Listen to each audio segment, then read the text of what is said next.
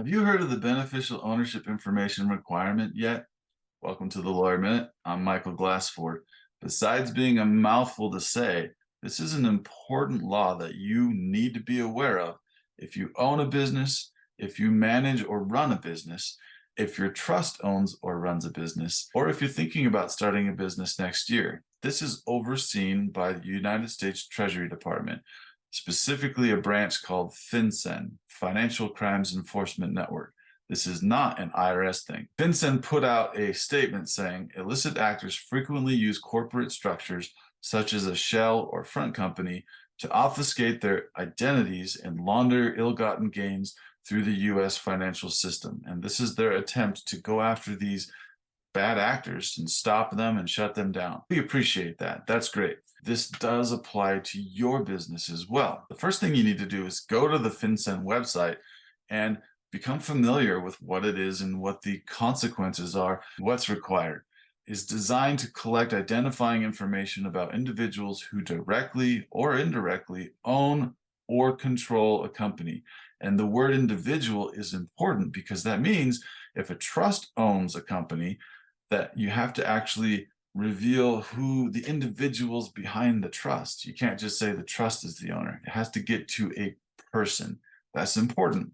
And the information we're providing is the individual's full legal name, birth date, home address, and identifying number from driver's license, state ID, or passport, along with the image from that document. And we're supposed to send that all to FinCEN and have that on the federal database that is supposed to be a private database. My understanding is that that database is not yet finished, so we can't send that information yet. Stay tuned. What are the consequences of not being in compliance?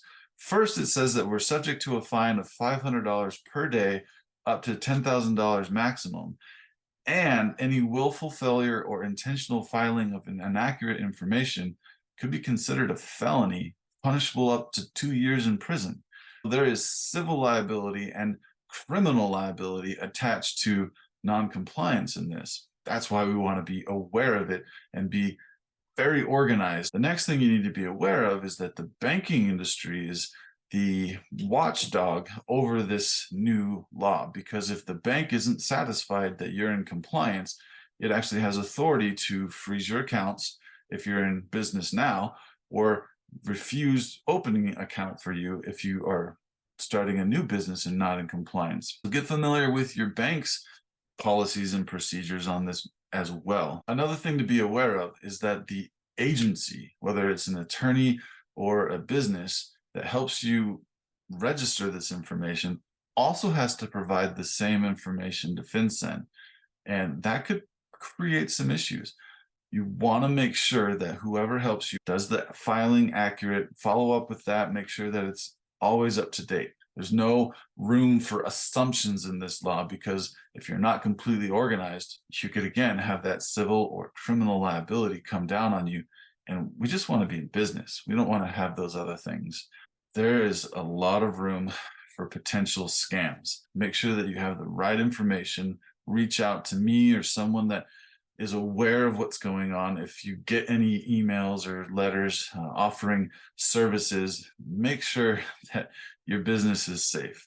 Don't let people take advantage of this and take advantage of you. How do we get prepared for this? Do a business audit. Make sure that all of your business documents are in place. Do you have an operating agreement or bylaws? Do you have an ownership certificate or stock certificate? Have you been having your yearly meeting and recording those minutes and keeping them in your company book? That information will be important to prove who owns the business and who manages the business. If you have all of those documents ready, then you'll be in a good place for when the filing requirement starts to take the next step. We want to make sure that there's no blips in time that you can't be doing business because you're trying to scramble or backdate or get into compliance. The word of the year for 2024 business is going to be organization. This has been another Lawyer Minute with Michael Glassford. Do you enjoy these videos? Please like, comment, share, or subscribe. And for more information, visit legallifeplan.com.